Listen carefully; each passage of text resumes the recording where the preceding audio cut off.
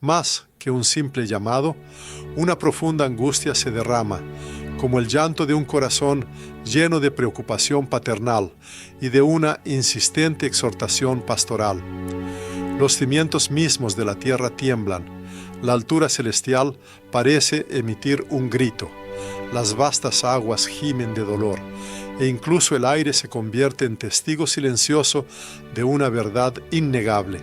El tiempo señalado se acerca con una velocidad aterradora. Este momento está tan cerca que el destino de incontables almas ya no depende de días que pasan, sino de horas fugaces. En medio de la cacofonía que resuena en estos tiempos turbulentos, hay un deseo primordial y abarcador, que no se escuche una frágil voz humana, sino las contundentes proclamaciones de los propios cielos. Esta voz divina, infalible y atronadora, resuena en los cataclismos que sacuden el planeta, en los conflictos incesantes que marcan la tierra, en los ríos teñidos de púrpura por la sangre derramada de la humanidad y en las majestuosas, a veces aterradoras, señales grabadas en las alturas celestiales. Recientemente llegó un mensaje asombroso de uno de los obispos de Colombia, que pinta un vívido cuadro de resiliencia espiritual y despertar en medio de la más profunda devastación. Relató los acontecimientos que se desarrollaron después del devastador terremoto en Cauca, donde una ciudad que antes prosperaba yacía en ruinas totales.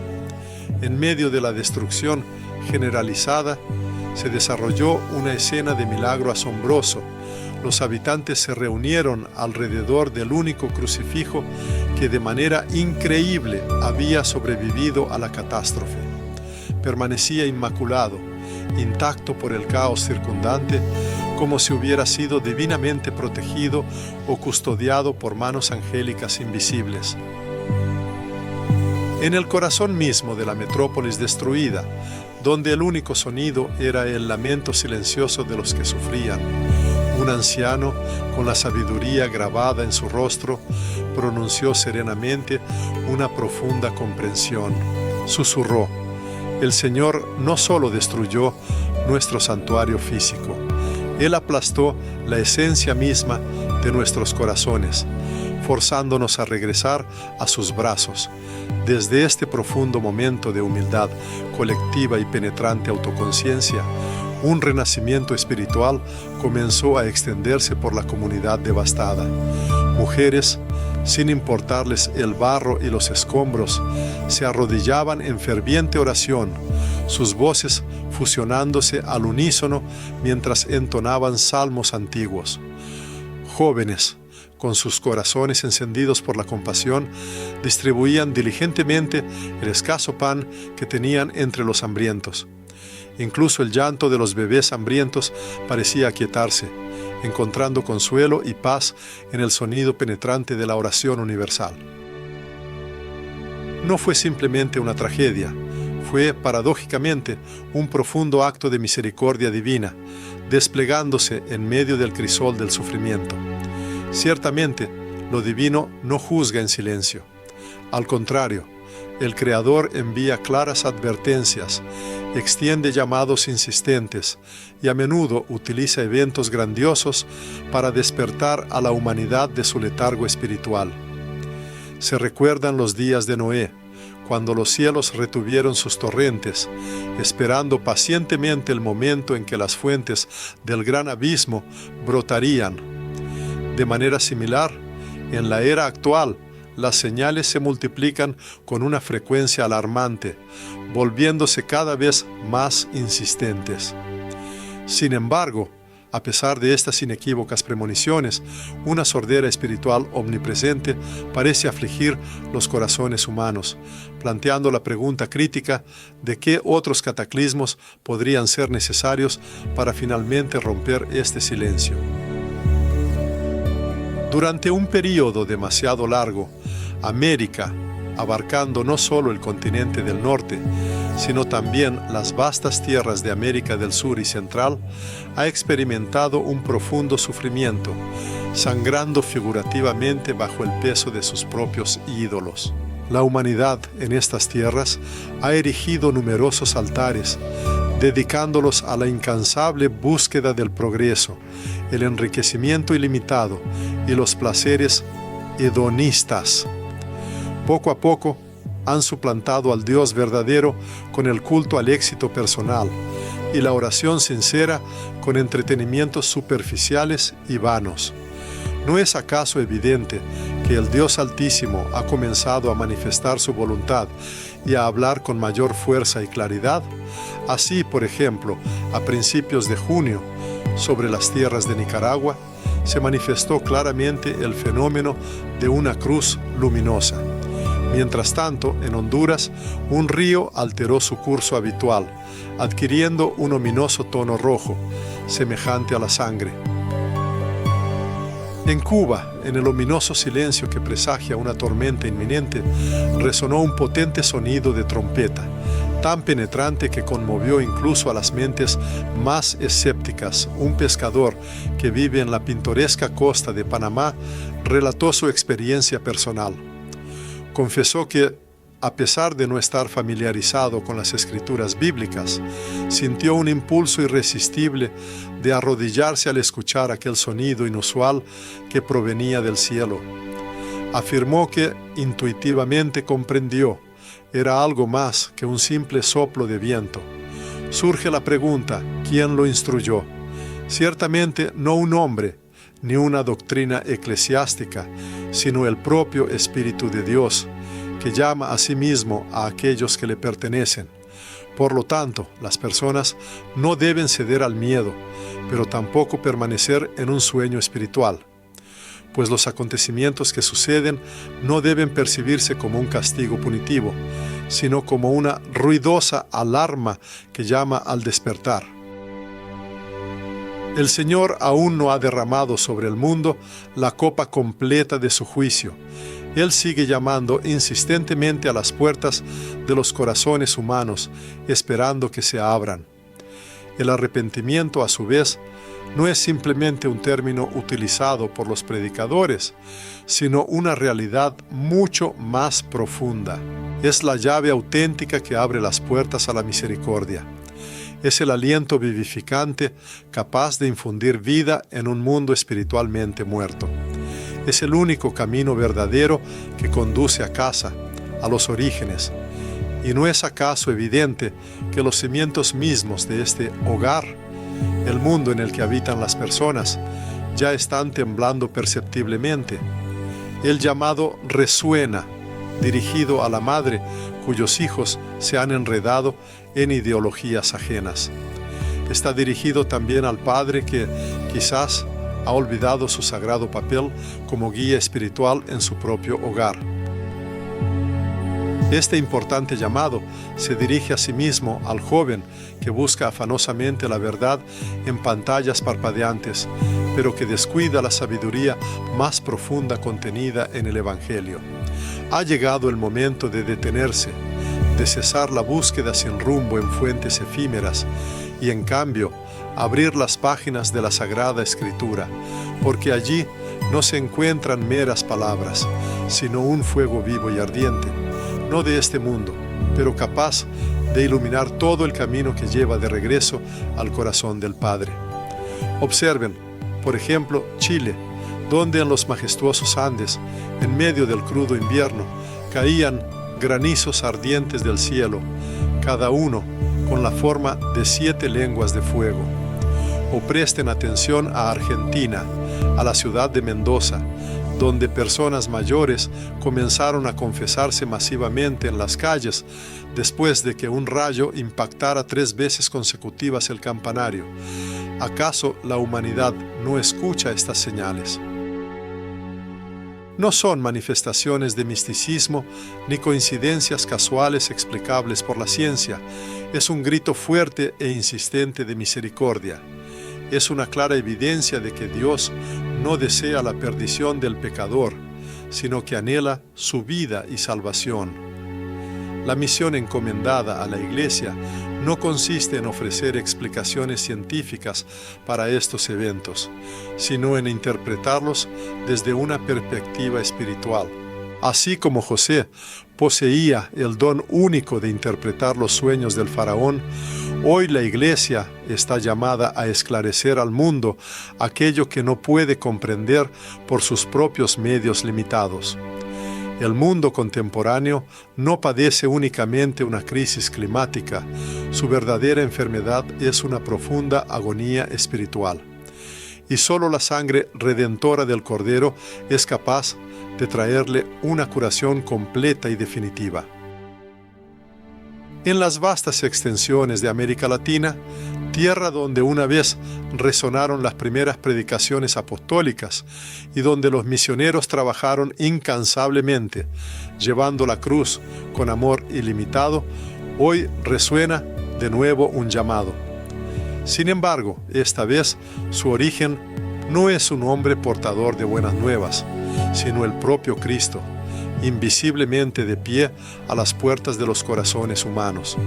Él se dirige al mundo a través de una serie de cataclismos, de guerras furiosas, de incendios devastadores y de aguas que todo lo engullen, para recordar su pronto regreso.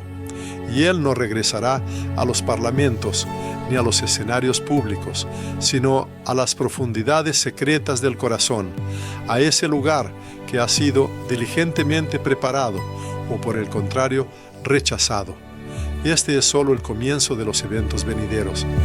Pero si este llamado ha sido escuchado, se debe comenzar a orar de inmediato, sin demorar ni un instante.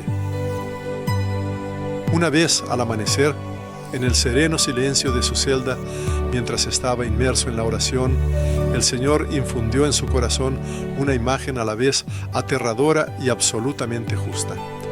La tierra se presentó ante su visión interior como una copa gigantesca, desbordante de sangre humana e incontables lágrimas, y este vaso tiembla incontrolablemente en la diestra de Dios, listo para derramarse en cualquier momento. ¿Qué es lo que hasta ahora ha impedido que este vaso se vuelque por completo? Solo una cosa: los clamores incesantes de aquellos que imploran con arrepentimiento y aflicción. Sus súplicas sinceras sostienen la misericordia, pero el tiempo se agota inexorablemente. ¿No es acaso evidente cuán acelerado se ha vuelto el curso de los acontecimientos mundiales? Apenas ha pasado un mes y el mundo ya es sacudido por terremotos, arden incendios y estallan guerras, como una sucesión de dolencias que afligen el cuerpo una tras otra. Observen lo que ocurrió recientemente en el norte de México, una tormenta impredecible, de la que ningún meteorólogo advirtió. En cuestión de minutos, redujo a ruinas hogares residenciales, templos sagrados e instituciones educativas. Pero en medio de la devastación general, solo una estatua de la Virgen María, que se encontraba junto al camino, permaneció intacta, sin ser tocada por la fuerza de la naturaleza. Alrededor de ella, entre los escombros, la gente lloraba, oraba y recuperaba su fe. Una mujer entonces susurró: «La habíamos olvidado», pero ella vino para recordarnos a Él. Ahora la mirada se vuelve hacia Perú, donde en la antigua ciudad de Cusco, los habitantes fueron testigos de un extraordinario fenómeno celestial. En las alturas se observaron círculos de fuego que recordaban sorprendentemente a majestuosas coronas. Algunos observadores se inclinaban a creer que eran satélites, mientras que otros veían en ellos solo un caprichoso juego de luces. Sin embargo, se afirma que estos eventos no son fenómenos naturales casuales, sino que sirven como importantes presagios que indican la proximidad del Rey. Pues en la Escritura está dicho: «Y todo ojo le verá». Mientras los cielos anuncian con señales de fuego, la tierra responde con dolor y conmociones. Así, en julio, las regiones del sur de Brasil experimentaron un terremoto repentino. Aunque su magnitud fue relativamente pequeña, las consecuencias destructivas fueron considerablemente significativas. Los afectados por el desastre, personas que perdieron sus hogares, en lugar de expresar protesta, organizaron una procesión de oración. No se dirigieron con demandas a las estructuras gubernamentales, sino que humildemente clamaron al Altísimo. Entre los participantes de esta procesión destacaba un niño de 10 años que sostenía una tabla de cartón hecha a mano. En ella estaba grabado un mensaje simple pero conmovedor: Jesús, no te olvides de nosotros.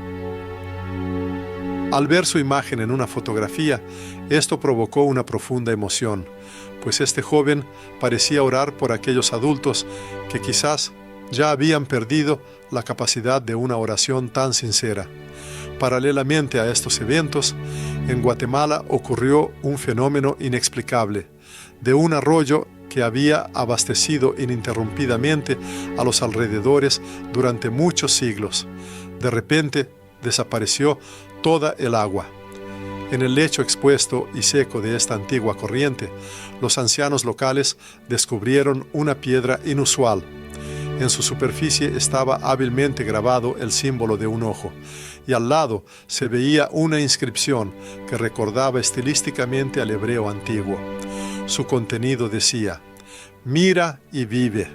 Las preguntas sobre quién y cuándo dejó este mensaje permanecen sin respuesta para la mente humana, porque ahora solo aquel que es la fuente de todos los misterios puede revelarlos cuando llegue su hora predeterminada. Y según se afirma, esa hora ya ha llegado. Sin embargo, las señales, en su esencia, no son un castigo, sirven como puentes.